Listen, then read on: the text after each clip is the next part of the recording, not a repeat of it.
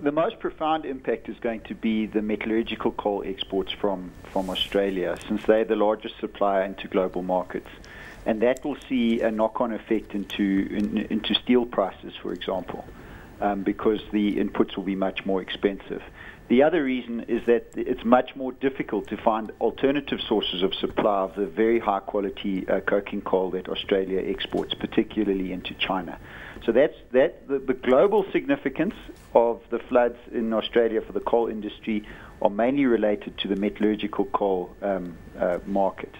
More particularly as it relates to South Africa, there is a knock-on effect into thermal coal markets too. And what kind of effect are we looking at here? Are we going to see a rise in prices? Well, we've already seen the rise in price, and it's been quite dramatic, in part, obviously, also because we've had quite a tough winter in the Northern Hemisphere. December was particularly cold, so markets were going to be stretched anyway, but then to also have a significant portion of thermal coal supply, particularly at the margin, slow down out of Australia. Understand that coal as a bulk commodity, it's not easy to dramatically compensate for lost production in one part of the world by increasing production elsewhere. Yeah. It's interesting. I mean, looking at the export market, obviously relatively lucrative at this point in time given the price increases. South Korean buyers interested in a Cape-sized shipment of thermal coal from South Africa, a value of between 138 and 140 US dollars a ton. Looking at the export market, I mean, we know that Keaton Energy at this point in time is, of course, a company that operates solely in South Africa, a big client being Eskom, and of course also focusing on the metallurgical coal side of things.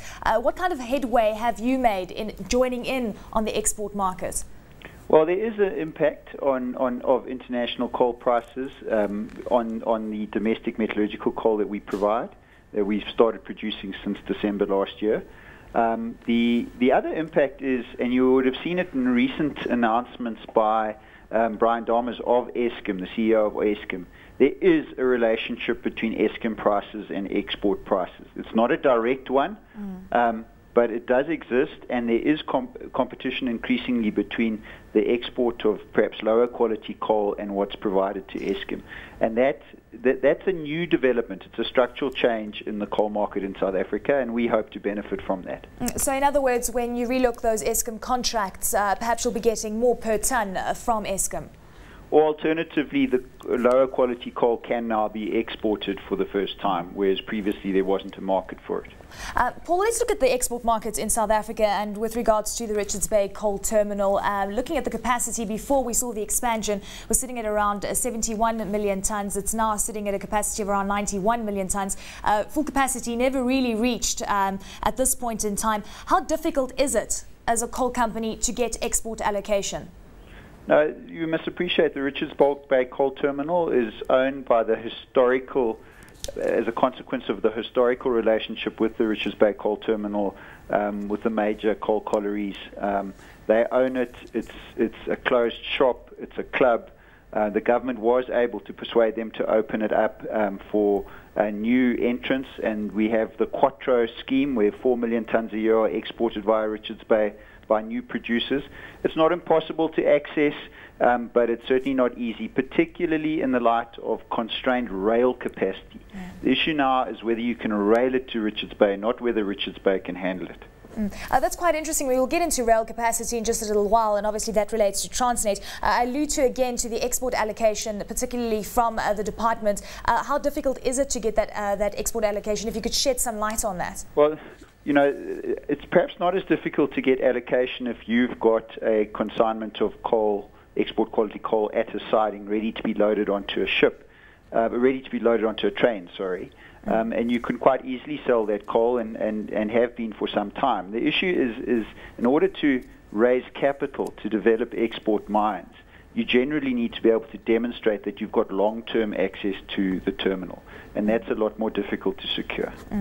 Looking at rail capacity, and you alluded to it a little earlier, and looking at the relationship with Transnet, what does it take to secure a rail site with Transnet? It is about perhaps a joint venture, building one with Transnet, and of course you've got to create quite a bit of commitments going forward for something like that to happen. And the other end, you could actually share a rail site. So tell us about some of the challenges perhaps that I don't think there's an issue particularly with securing a rail siding. that the issue here is the amount of rolling stock that's available for the total amount of coal that's able to be exported. And Transnet rightly raises the issue that they are required to make the lion's share of investment in the total logistics chain. And they're looking to the coal companies to have take or pay or contractual arrangements so that their revenue is secure. And of course, that's an argument that's been going round and round for years. An interesting one at that as well. Paul, just looking at some other developments in the coal market that could affect prices down the line. What about coal gasification? We're looking at a recovery rate of around 95%. Do you think it's something that it could happen relatively soon? I understand it requires quite particular geological conditions, particularly for underground coal gasification. I have by no means have any experience of it myself. And it requires relatively deep coal resources, of which we have quite substantial numbers in South Africa. I think it's got potential, and our neighbouring countries too. For example, in Botswana, there might be extensive opportunities for that. But I think it's some years off, and we must appreciate that major power projects and the length of time it takes for major power projects to come online means that people like ourselves, we can mine our mine out in the time it'll take before, for example, a new nuclear power station would come on stream. Yeah. So if we're looking at a 20-year life or a 15-year life of mine, it's in that period that's how long it'll take before these alternative technologies are proven and alternative power plants are up and running. Paul, just to wrap up, I mean, we've looked at various issues today, but of course the biggest one, of course, being the flood impact on the coal market going forward. What are your prospects for 2011? Do you think it's going to be relatively robust? Yes, I hope so. I think there's certainly the Northern Hemisphere appears to be experiencing a prolonged and difficult winter.